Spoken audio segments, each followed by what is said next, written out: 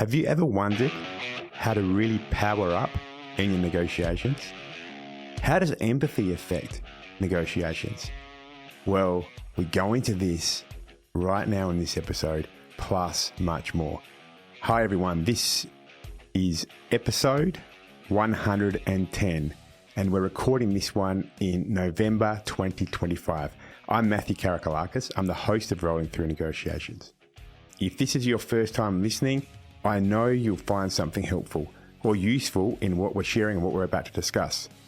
If you're a part of the Rolling Through Negotiations tribe, you're a returning listener, you're one of us, well then welcome back. High five, you're a legend because we always love having you here. If you're the kind of person that really is interested in gearing up, being empowered in your negotiations, then this is a fantastic episode for you to be listening to because we have with us right now Noa Sheer. Noa is the Principal Consultant of Sheer Negotiations.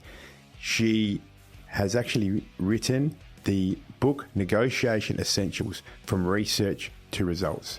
She contributes as part of the MBA course in Leading International Business Schools as a course facilitator. She's an advisor to top brands including Uber, Westpac, PwC, Genesis Energy, and the Australian and also the New Zealand Defence Forces. She's an absolute expert that's known for creating a negotiation revolution. She's got negotiation skills that cover all the way from the soft side of negotiation skills to the technical leadership capabilities. So you're going to get a ton out of this one. You're going to love it. Before we connect, I'd like to acknowledge the traditional custodians of these lands. Let's pay our respects to elders past, present and emerging. I'd also like to acknowledge the Kaurna peoples whose lands we're recording this episode from. Let's roll. Noa, welcome to Rolling Through Negotiations podcast. Thank you for having me. It's really awesome to be able to have you here given your expertise in the work that you do in negotiations. Thanks. It's pretty cool to be talking to someone who's got a jiu-jitsu perspective on this. Yeah, and like we were saying before we came on, negotiations is something that applies everywhere. But why your deep interest and your affinity with the topic of negotiations? The skill set, the negotiation skill set seems to be the solution to every single problem I've seen, whether it be marriage or negotiations with loved ones, where to go for dinner, how to communicate well in your life, all the way to how to communicate with your doctor and how to communicate in the workplace and how to sign a deal and how to sign a good contract. And how to solve problems between nations and how to solve problems between entities. Just everything seems to me solvable with this skill set. And the moment I started, I kind of fell into negotiations. And the moment I did, I started seeing everything as a negotiation. Because we can define negotiation in a fancy way, but really anytime you're trying to get agreement from someone or you're trying to promote your own interests through the agreement of someone else, through cooperation, that's a negotiation. So that's really everything, every day, all the time. If everything is a negotiation, is there a common formula that we can apply to negotiations, or does that formula change depending on the circumstance? So what I'm meaning is, just say you're having a negotiation with your spouse. Is the formula of that negotiation in order to be successful a different formula as opposed to, say, a negotiation taking place with United Nations in order for that kind of negotiation to be successful? Yes and no. Yes, because depending on what you're trying to achieve, there will be different, there are frameworks to then take you down different streams, different strategies, right? If you'd like to make peace between warring countries, then you know the Trumpian approach might be successful depending on the circumstances, whereas a softer approach or a different strategy might be right in a different context. But also no, because from where I'm sitting, everything has to do with people's interests. So if you want a very general formula, we need to always start with who is the person that I'd like to influence? What is motivating them? What are their true underlying interests? And what are their priorities? What's keeping them up at night? What are they stressed about? What is the system of pressures that's influencing them? And it's really just researching without judgment the person in front of you and being really curious about them. So that would be the formula I would take to any negotiation. And it really helps in a marriage, I've got to say. And I really appreciate the formula you said as well, because you spoke here about asking those questions. Who is the person? What are their motivations? What are their interests? And something that comes up time and time again on this podcast is our guests speaking and saying to our listeners how important listening is in negotiations. And as I think about this, I wonder whether somebody like Trump, that very, alpha male Bravo style of negotiation, it's my way or the highway. I wonder whether there's very much listening that takes place in the very aggressive style of negotiations. I believe so. You think that there's a lot of listening in the aggressive style of negotiations? Yes. I think I don't love his style. I've got to say, his communication style. But in building his strategy of what will work, what will influence the parties, which third party can I bring in to change the dynamics, or what can I threaten with that they would really care about? He must understand the other party's priorities. He must understand how X will affect Y, or how tariffs will influence the economy in that country, or how the relationship with the United States matters, and what would happen. What is their BATNA? You've heard the word BATNA before, I'm sure. It's the loved word in the negotiation. The best alternative to the negotiated outcome? Agreement, yes. Negotiated agreement? So it's the plan B. It's the plan B, yeah. So what is the alternative, and is it good for the other party? Meaning, how much is the other party dependent on me if I'm Trump? I need to know, because that would determine how much power I have in the situation. So I don't know if he's the great listener or if he's got really good researchers getting him that information, but you must have information on the parties involved in order to A, make threats that will resonate, and B, make offers that will resonate. It's really interesting, because I think that you do need to have the wisdom to understand how a negotiation and a move or a statement or something that's communicated through the negotiation process is going to affect the other party. But I think it's really interesting as well when we speak about the aggressive style of somebody like Donald Trump and the standardized approach of negotiations. It's very listening and cooperative based. And I wonder whether sometimes the aggressive negotiator will just impose their will and try to pummel the other side to the negotiation into an absolute defeated position. And then when the other side is standing strong in that, that's when conflict arises. If they're relying on their style alone, then yes. But you can say something very quietly, softly, or even just hint at it, and the other side will crumble because you've hit a nerve. Yeah, let's get away from Trump, because he's a case study all on its own. But in general, you don't have to be aggressive. You do have to be very clear on your interests, your boundaries, and your walkaway points. And I mean, look at me, Matthew. Do I look like a negotiator to you? This is sort of my Achilles heel when I try to sell my services. From the outset, I don't look like the type of person who would be super aggressive, who would raise my voice, or who would tower over anybody else in a negotiation.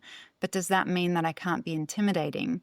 Does that mean that I'm not going to whisper well, I don't often threaten, but I could whisper a threat that would resonate with the other party. And what my favorite thing to do is to make the offer where the other party is just stunned. That is exactly what I need. That is amazing value for me. How did she know? And that's real power. Beyond the other party needing you, if you're able to design the creative solution where the other party goes, oh, Cha-ching, yes, I want that, yes. That's power. So you don't have to look like Trump or behave like Trump.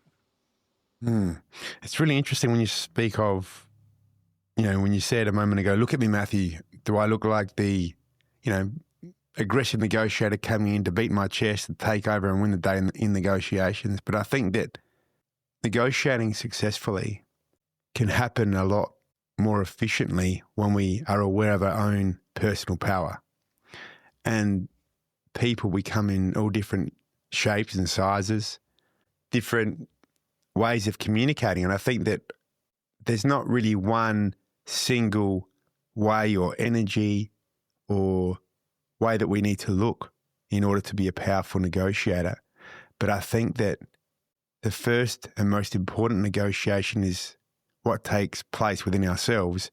And when we've connected with that place, then we can be a lot more powerful in the negotiation process, in owning our power, our space, our communication, and be able to empathize and genuinely connect from that human level of compassion. And I think that this is where the personal power and amazing negotiation outcomes begin. Definitely. And I have a formula for that as well. That is the planning process, and it starts again with interests. What are my interests? What are my priorities? And I have a process that I work with. And what I see with clients, so I work with clients who have very, very high stakes negotiations. Sometimes it's on a contract that is worth billions. It's on a contract for 15 years. It's very important that they come to that negotiation not just confident, but very clear on what they're offering, what they're not offering, when to walk away, and what the agenda is. If you want to influence anyone, you've got to come in with clear messaging. What are we here to do? What is the aim? What am I going to tolerate? What am I not going to tolerate? Are we here for an hour? Are we here for a day? Can we draw this out until next week, or do we have to come to a solution by the end of Friday? The agenda has to be incredibly clear. And so the work that I do with clients in, say, the gas industry, the energy industry, is to really, I mean, could they come in technical experts with all of the details and they know exactly what they're talking about, but they're not ready for the negotiation if they don't have, what are my interests? What are we able to offer on each item and each clause in the contract? What are we not able to offer? How are we going to go about making these suggestions? How are we going to come to a deal? Who's going to speak? When we come in the room, who's going to speak and what are they going to say? How are we setting the stage? Do we need to have conversations the night before with anyone to form an alliance? All of these things, it's not a chess game, but there is strategy and it's so exact and it should bring you such clarity that you come in a little bit taller and you don't have to tower over anyone else. In fact, just as you said, when we are so clear on our side of things and we know we've done our homework, we know our stuff, we can come into that negotiation completely focused on listening to the other party, asking all of the right questions. What are you here for? What's going to be maximum value for you? What are your aims long term? Or what are your preferences? Or tell me more about this. Really, really interested in the other party, and that would form the connection rather than constantly looking at our notes and hear me out, listen to me, So my clients come super prepared to negotiations, and that's where their confidence comes from. And it sounds like what you're saying is also about being on top of the technical subject matter of the negotiation before the negotiation even begins, so that then when you're in the space of the negotiation, you can focus more on the people side of things, the trust building, the relationship. The connection piece is people coming together through the negotiation process. And exchanging information as well, because you'd never know all the information ahead of time. Not in my experience anyway. It depends on what negotiation, because as we said, negotiations are all day, every day, all the time. But in corporate negotiations, especially those high stakes ones, Parties tend to keep their information close to their chest. They don't reveal a lot. It's only through that trust building and through the exchange of questions and answers that the people that I not represent, but represent, I guess, or prepare, that's how they build that knowledge about the interests of the other party. Because no one comes into the negotiations and says, I want this price. And the interest behind that is that I have to prove myself to my boss, or I want to be able to get a loan from the bank, and I want to show that I'm able to cut great deals. And no one's going to take you one level above. They might say what they want to achieve in the project, but they're not going to tell you their intangible interests, how they want to feel at the end of this, who they're trying to impress, if there's an audience that's stressing them. They're not going to tell you the details. But if you do build trust and you ask the right questions, or you have some informal opportunities to gain more knowledge, you might find out something, even a hint of something, where you go, oh, okay, that's what's important to them. And that's the key to everything. What do you say to people who need to negotiate, but they say to you, Noa, look, I just don't know how to negotiate. Negotiation isn't for me. Are there any ways in which people like this can gain the confidence to speak up? A lot of people feel that way. I think, like public speaking, negotiation is one of people's greatest fears, because they're kind of put on the spot and they think that they have to say all the right words. If I'm really honest, in my early 20s, I worked within an NGO, and I tried to negotiate with my manager, and I would actually literally cry every time I did. I became very emotional because of the fear that I would do it wrong. I would practice all weekend to have a negotiation. And then out of that, the nervous energy, I would just sort of collapse. I couldn't even get out what I wanted to say. Today, I've left that version of me behind because I don't rely on saying all the right words. And I think anyone could be a great negotiator, but what they need to do is they need to go through the process of preparation, and they need to practice allocating time, resources, and being very serious about preparing, because the more they do this, I mean, I'm now 41, so 21 years down the road, I mean, you could be a really great negotiator because you are now so well rehearsed in planning that you can do it faster, you can do it on the spot, and you know what you need to focus on.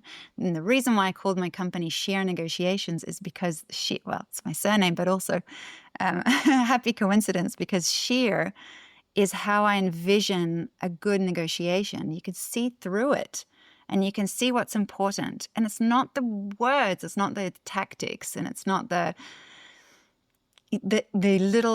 cheap, sales tactics and influence tactics. It's not that. It's, can you really see through all the noise to identify what's the true motivator for them, and what would you offer them where they definitely say yes, or what walls do you have to collapse before they feel safe hearing you out? Maybe it's a safety thing, but you need to be able to see through all the mess to identify the issue, to diagnose the problem, So anyone can do that. You've just got to be calm, and you've got to be well prepared, and you've got to have those skills or the process.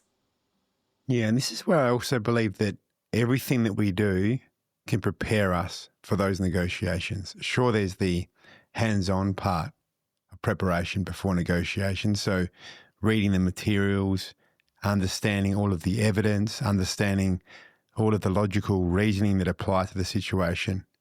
But then there's also the other parts of, like you've spoken about, Noa, the parts that give you the ability to express your voice, the things that need to be done so that Noa or whoever's negotiating needs to be able to then have that best version of themselves going into that negotiation. And something that came to mind as you were speaking just now is, for example, meditation as a practice to enable us to become more present with ourselves, to enable us to listen, to appreciate silence, to be really present.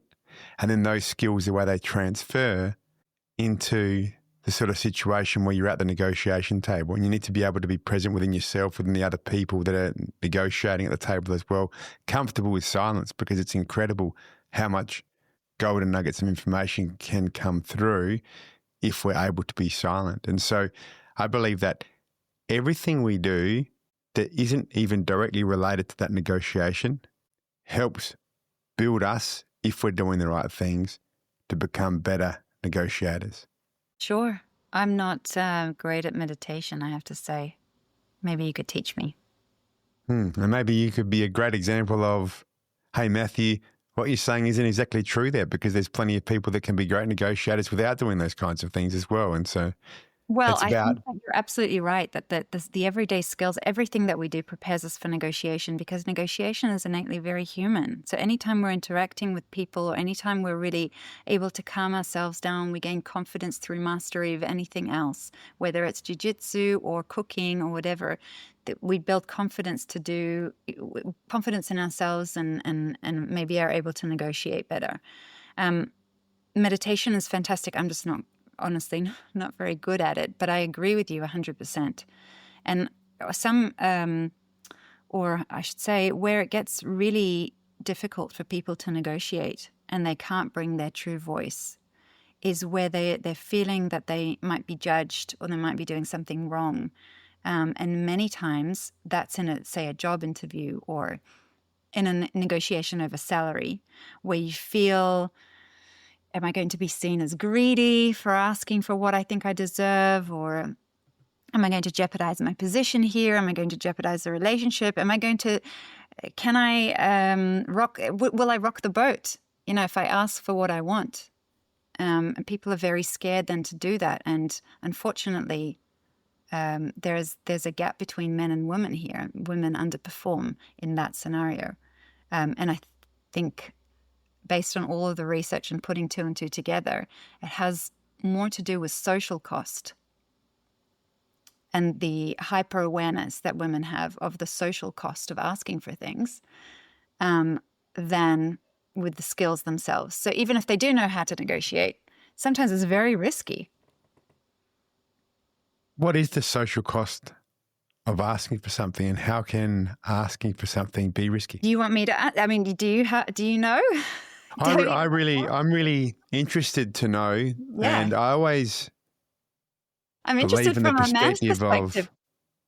I always believe in the perspective of asking for something, because there's a saying that I like that says that if you aim for the moon but miss, at least you land amongst the stars. So I'm a big believer in us developing the courage best we can to be able to aim as high as possible, because then if we miss, we're still going to land in a better place than where we were before.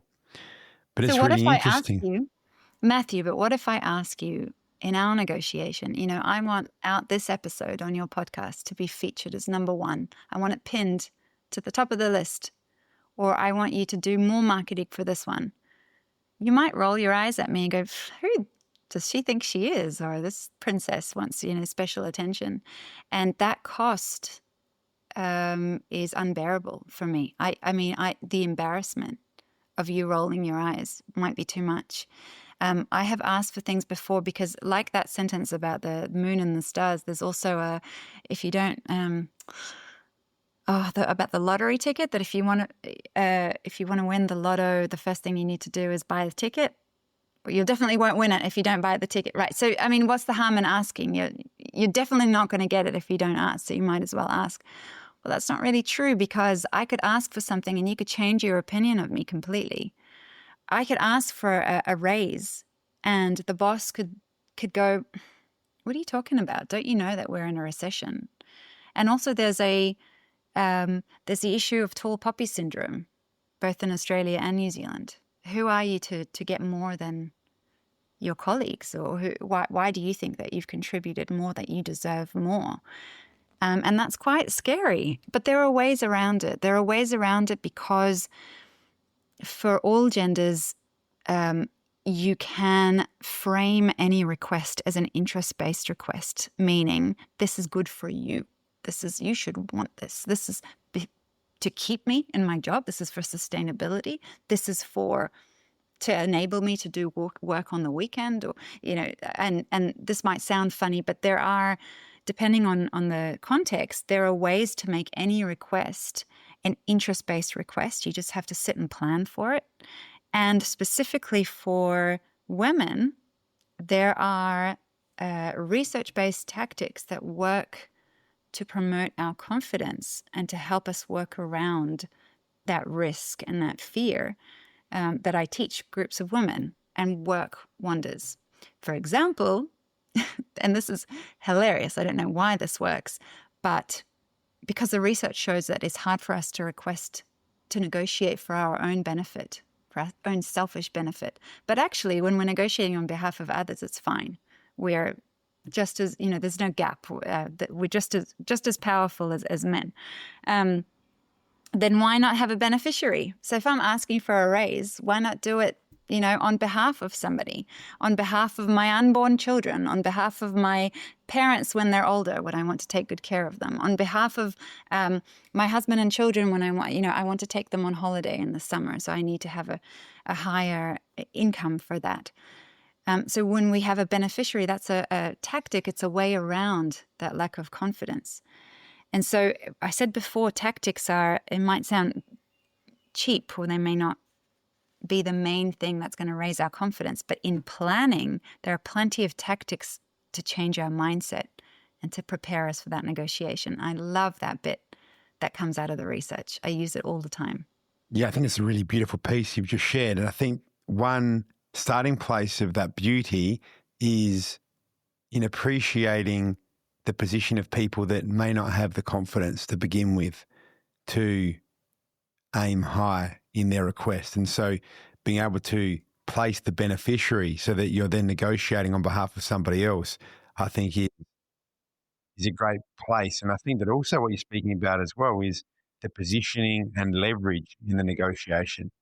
And so if you can become really clear in your own position and the leverage that you have in the negotiation process, and you deeply believe this, then you're going to be able to communicate that positioning, that leverage a lot better and be more powerful as a negotiator. And also a great piece I like about the beneficiary model is how it affects and empowers ourselves internally as part of the inner game of negotiations to then negotiate externally in a much more powerful way.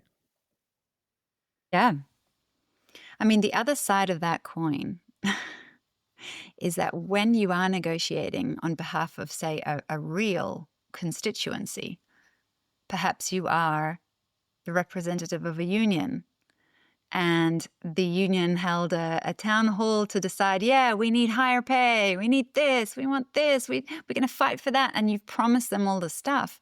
Now you're going into the negotiation highly aggressive because you've created also fear in yourself that you don't want to let them down.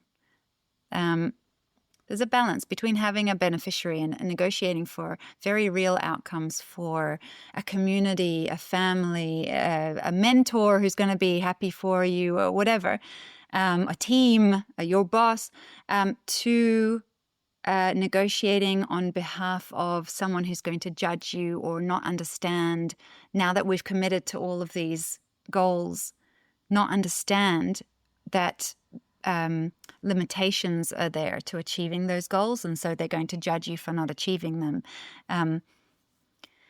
We've got to take everything with a grain of salt, and we've got to really think about what's going to make us both confident and be clear on what our goals are, but at the same time have us be flexible at the table to find really creative solutions and not hold on to our goals, which is what is called being positional in our field. Hold on to our interests, like the broader outcomes that we want, rather than the goals, the very specific, concrete things that we've set out to achieve. The more flexible you are, the better. So how can we go through a negotiation process in good faith, with great trust coming from both sides of the negotiation, achieve what we're looking for, and also be flexible?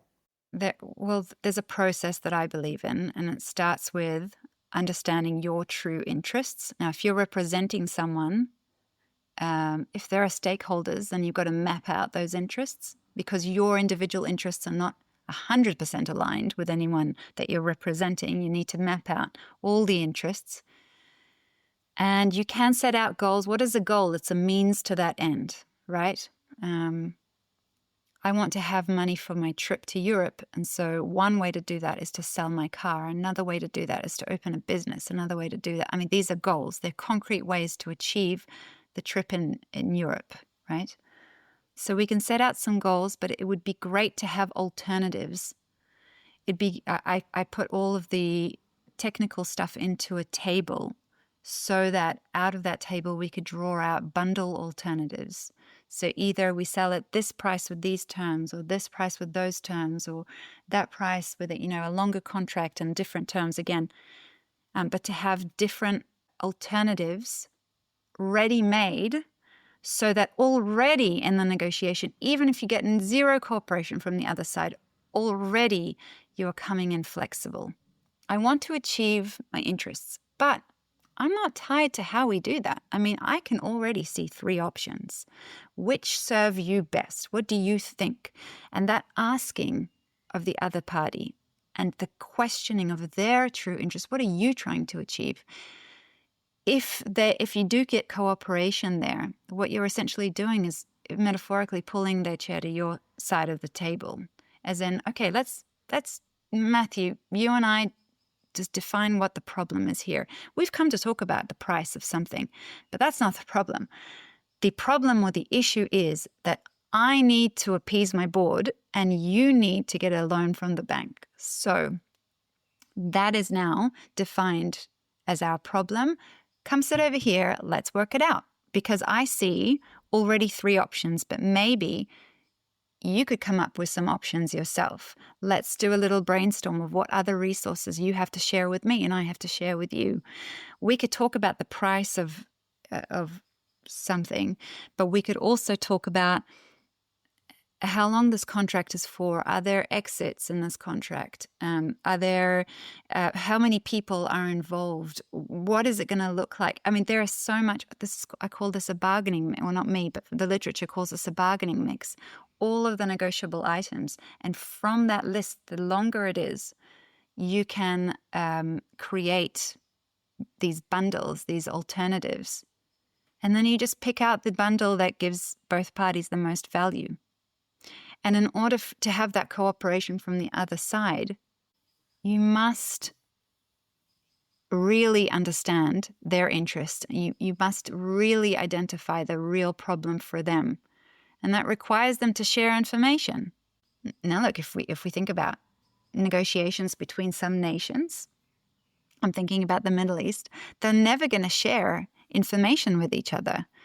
You might have to research it. You might have to go about it in a covert way. You might have to, at the end of the day, you're still trying to offer. People aren't stupid, even if you don't like them, they're not stupid.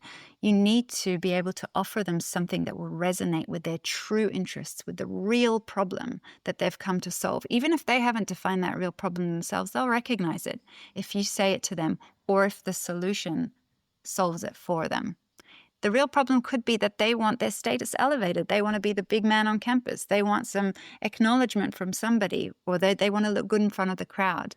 They'll never admit it. You'll never get that information out of them. And they may not even know that this is what's driving them. But when you give them an opportunity to look good in front of the crowd, they'll recognize that that is the solution to their problem. So in answer to your question, which had, how do we do all of this and be flexible?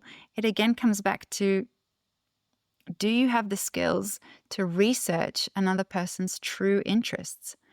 It might take time, and it might take some snooping, and it might take some asking of mutual contacts, and it might take a lot of empathy and humanity to really see things from their perspective. And that's very, very hard when you don't like the other party, when it's an enemy. Think about all the different groups in Syria, for example, negotiating with each other. It's very hard for them to take the perspective of another party. But if you can do that, if you can put your own perspective aside and really put yourself in another person's shoes, that's the beginning. Then create the bargaining mix.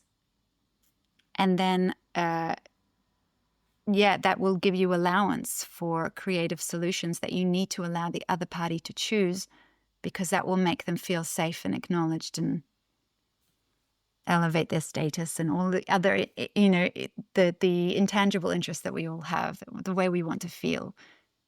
And that's really great because you've spoken through some of the more technical and practical components of the negotiation process to be successful and flexible, to be able to understand the interests of the other parties, cooperate, to be able to bundle the lists and the objectives, and then the way you've been able to take this into the real human side of empathy. I think this really fits together in such a powerful way. It's very hard to do.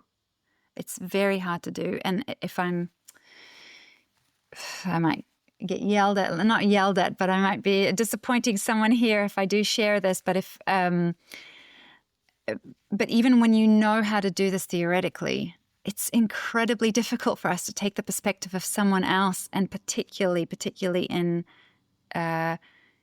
in conversations with someone that you have a history with. So I'm thinking of my husband. When I negotiate with him, that's when all of my theory and all of my skills go out the window. I'm emotionally involved. If I feel that there has been an injustice, I'm very fiercely connected with my own goals and I want to be heard, and it's all about me. I couldn't possibly see it from his perspective. It's the same with warring nations, right? It's very difficult to take on someone else's perspective. And so maybe, in essence, maybe I'm only realizing this now I'm talking to you, but maybe the real skill in the negotiation skill set, like the key skill, is to be able to put yourself aside and take on the perspective of someone else. What's the key to it? Maybe deep, true empathy is a powerful way of connecting and achieving, realizing outcomes that can really empower everybody in the process. Yeah. Look, sometimes in corporate negotiations, empathy feels like a foreign concept. There's no place. My clients might say, empathy, what are you're talking about rainbows and unicorns, where we're going into a room where it's hostile and we want to bring, these opportunities and this framing of listen to everything that we can do together. This is an opportunity. And the other side says, no, let's minimize damage. Just tell me how much I need to pay. Just tell me what's the minimum that we can change so that I don't have to pay more. I'm on a budget. I'm on a time schedule. I don't have authority to make big agreements. I just want to get out of here as fast as I can. And so the empathy bit, how do you keep that? How do you keep that mindset when there's no cooperation from the other side? That's another skill set. Yeah, and how do we separate, or perhaps a better way of saying this is, how do we bring together true, genuine empathy rather than the corporate language that can get us lost? I'll tell you a little story. I like telling my MBA students this story because it resonates with them. But I was representing a party in a negotiation. It was us, so me and 4 other people on one side, and on the other side it was a government committee, so 5 or 6 other people. And they met us in a very formal way with handshakes, and they brought us into a boardroom, and the table was like 3 tables deep. So they had put a lot of tables together to make this a very deep boardroom table. So when we sat down in a panel, opposite a panel, and the visual frame was that we were enemies. We were very distant from each other physically. It was a very formal setting, very grey and white, like your typical corporate setting. There was no food offered to us. There was no chit chat. Everything was, they looked down. They were very solemn people, very serious, And so the way that I tackled that was I opened with, gosh, it looks like we're getting a divorce.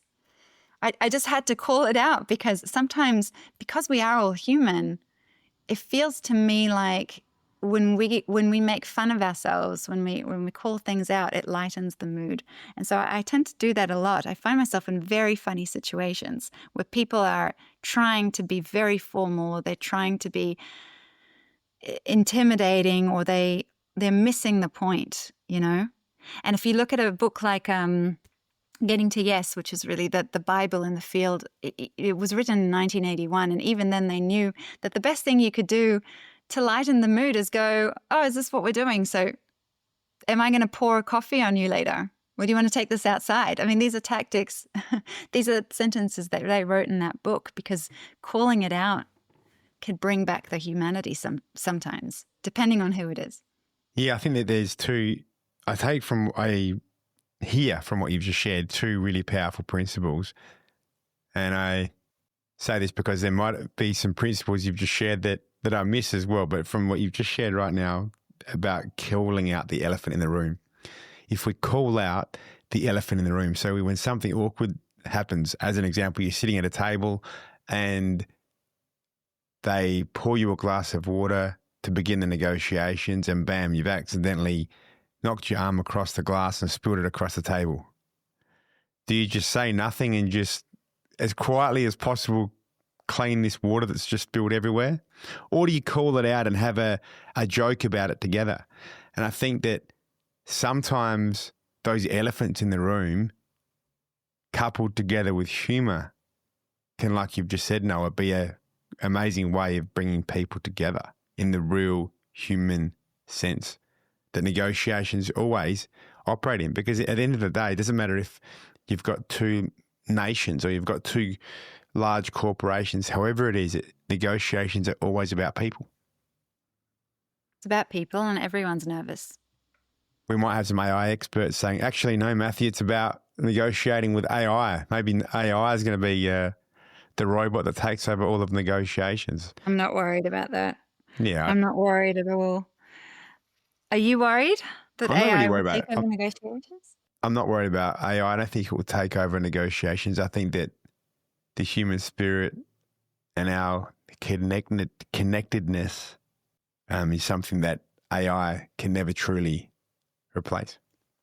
Yeah. I mean, I think there are already startups trying to build apps and things, software that will help us negotiate by finding the sweet spot or helping us to research the other party, which is always great. There's room for AI to help us in negotiating, absolutely. But, and this is a huge but, negotiations are at the top level, at the C-suite level, at the B2B level, at the country-to-country level. They're not transactional. They're more to do with building the type of relationship that will bring value over time. So it makes sense to sometimes not hit that sweet spot and not get the best possible outcome from myself. That's a big and, right? So not hit the sweet spot, I'll say, or not even get the best possible outcome from myself in the immediate term, because what I'm looking for is a very valuable relationship moving forward. And so I might even want to completely concede this time around in order to make the other party feel like, there's a good basis for a relationship. Or I might want to spend this time, instead of being transactional, I want to spend this time going out for a drink and making sure that I know this person. It's not all goal-oriented in a negotiation. And the good negotiators realize this. And people at the top realize, well, if they don't realize it, they're out of the job pretty quickly. Even in today's workforce where it's, turnover is very high and people feel that it's very legitimate to have a position for 2 years or a year and then pivot to a different company or go start their own thing, and they move around. It's not like my parents' generation that stayed in the same company for years and years. Even then, when you're thinking short term, even when your KPIs are incentivizing you to think short term about immediate outcomes, about transactional negotiations, even in a situation where it's a merger or not a merger, an acquisition or something very much about the price, even then humans and people who are good at their job and know how to succeed in top level positions, even then they recognize that it's about those relationships. And they will do what's necessary to build the relationship. And if it's not through the negotiation, it's after the negotiation, right? You have a really tough negotiation, but then you have to take them to drinks and to repair. I think we recognize this. AI is not going to take over that bit. Awesome. You've shared so much with us, Noa, from negotiation formulas to bringing yourself and the best version of yourself to the negotiation table, AI, and much, much more. So it's been a really amazing chat with you. As we wrap up this episode, I would like to ask you this because I can feel our listeners really want to know. If there was one golden nugget, one cornerstone, golden principle of negotiations, what would that be? You need to know what your interests are. Don't fight for the goals that are not useful to you. Throw them away. Understand what it is that you're truly trying to achieve in the long term, and then find as many possible avenues to that outcome. Be fantastic. flexible. Your work, your knowledge of negotiations, the insights you bring are absolutely incredible. Thanks, Noa, for being a part of Rolling Through Negotiations podcast. Thank you for having me. Remember, guys, to like, share, subscribe to Rolling Through Negotiations so we can keep on bringing you more great episodes just like this one. Us.